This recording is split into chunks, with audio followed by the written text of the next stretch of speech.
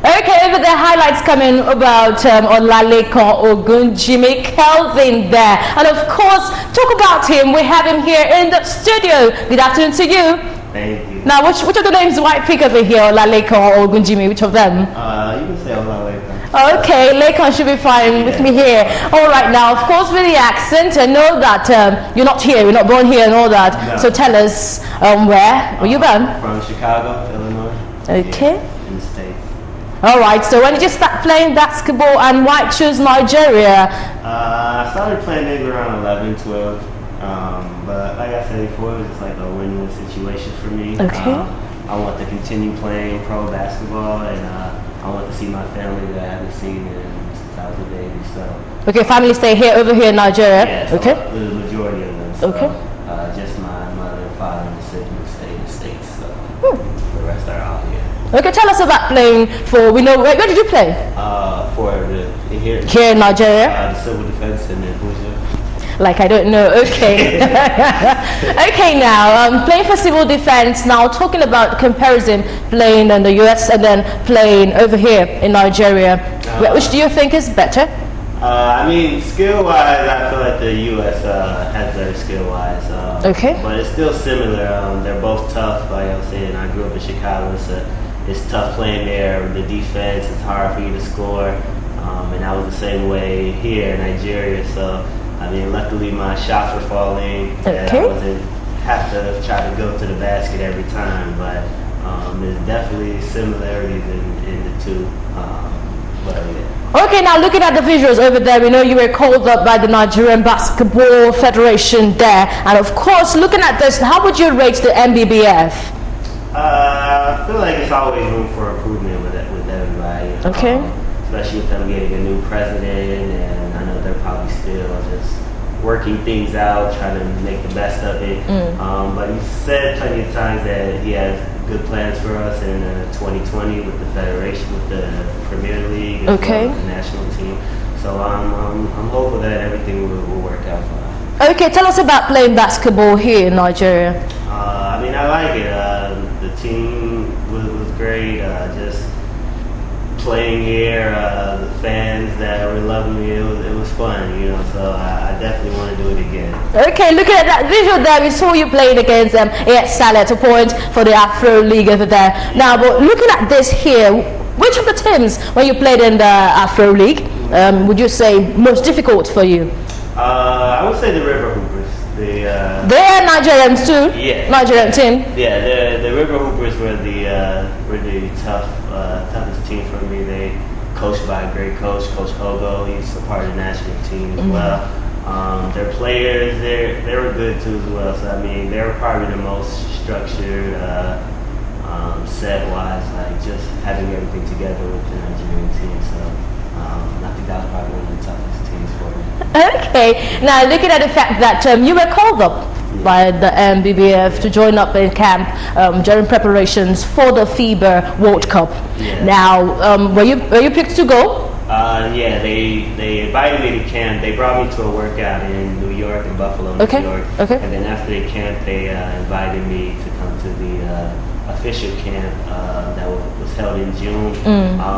But then like some weeks later, a month later, when the camp was supposed to resume in New York, they told me that there wasn't going to be a camp anymore, that the BF just decided to take the 12 and go. And did that really go down well with you? It hurt, yeah, you know, because it's like a lifelong dream for me, so to see it just vanish just like that. But I mean, it won't be the last time, so it just gives me more time to continue to work on my game and just get better. So when I do get called to camp, I can actually make the 12. Okay, now look at the crop of players that were called up and who you trained with. Do you think Nigeria have got a formidable team? Yes, they do. It's probably one of, I think the past 2 years maybe, in my opinion, have been like one of the best teams that they've assembled in a long time. Especially now with the NBA players coming to play, like Josh Okogie, and Minu, his brother as well. So the team is looking nice, especially with a great coach like Coach Alex, that's helping get everybody together and coaching them well. think it would be a great job. Okay, now let's move to other fun talking matters here. Of course, we know you have a role model, someone you look up to when playing basketball here. Now, we'll here or even outside Nigeria. Let's hear your favorite. It's Paul Pierce all the time that used to play for the Celtics. He's the reason why I'm a big Celtics fan. But I like to model my game after Chris Paul, point guard, so that I just like how he ran the team, pass first point guard, making sure everybody gets involved, but also can score and take over as well. So. Oh, wonderful. Okay, let's hear Belu ask you whatever question he has. First off, LeBron James, Michael Jordan. I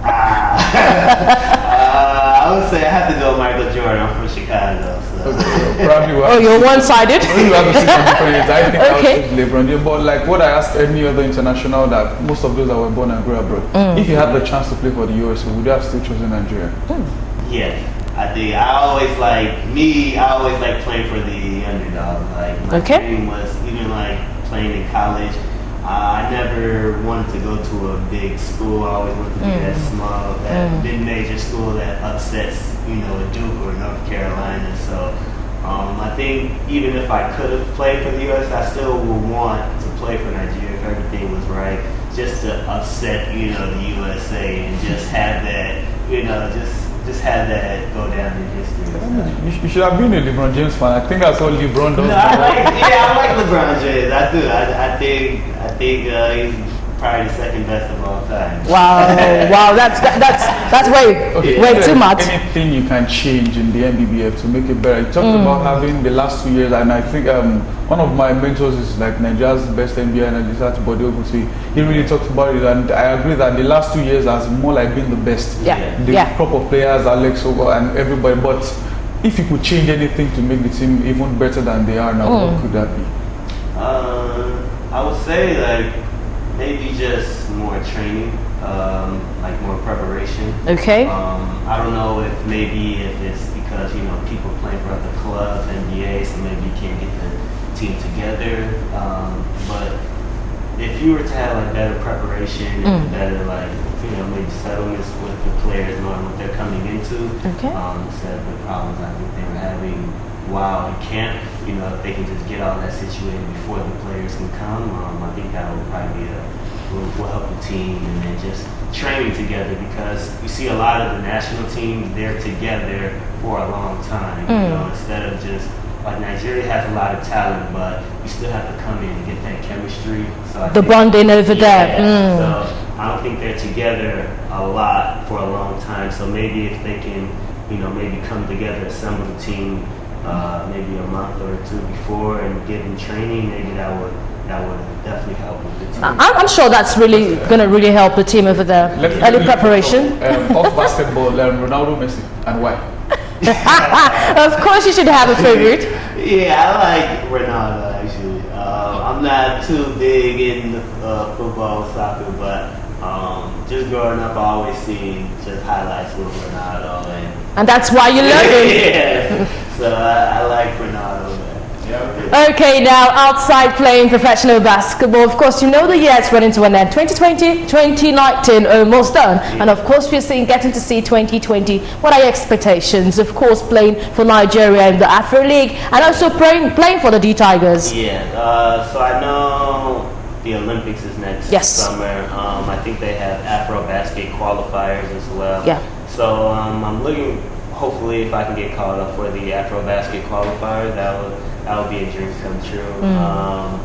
Just to do, I think it's in February, so I would be looking into that, and just still looking to continue my pro career with different teams in the Basketball Africa League as well, or even if it's not in Africa, just somewhere that will accept me as well to continue playing. So. Okay, and of course we know that there are young talents over there that would want to play one time in their career. Of course, what advice do you have for them as we round off? Like I just keep telling everybody to continue to have a shark mentality. So like if you study a shark, they can't stop swimming or they die, or they can't go backwards or they would die. So I just have that mentality just to keep going, like no matter what problems are going on, the obstacle, if you see a dream, just keep swimming towards it, because the time will pass anyway. So just continue going. I'm a witness to that. It happened with me. I continue to go, and I'm just still swimming towards my dreams. I think I'm going to pick that, the shark mentality over there. And of course, looking at here, let's have you evaluate Nigeria as a whole. Now, moving over here, do you still like this terrain away from there? Yeah, I've been loving it. It's just it's a different scene. It's a lot it's peaceful to me.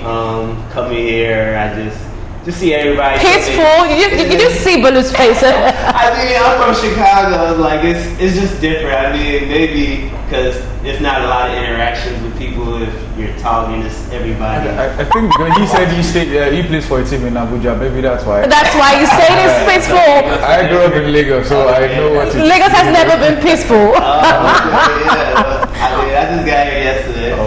Okay. You will soon be welcomed. I know one welcome will be given to you over there. Traffic is bad. Okay, that's number one. Okay, over here. Thank you.